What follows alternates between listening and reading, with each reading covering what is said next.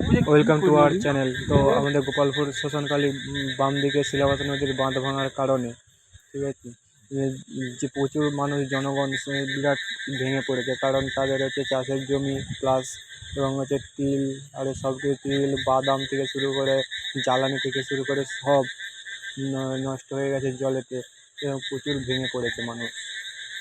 কারণ এই অবস্থায় কোনো কাজ খাটালি নাই বর্ষায়, যারা হচ্ছে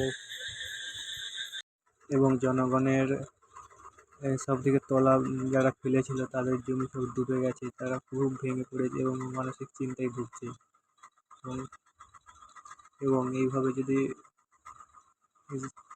মানুষ, ভগবানের যদি এত কষ্ট দেয়, মানুষ কীভাবে টিকবে? কীভাবে মানুষজন ভেঙে পড়েছে, আশঙ্কায় রয়েছে কবে জল কমবে, কবে পুজো।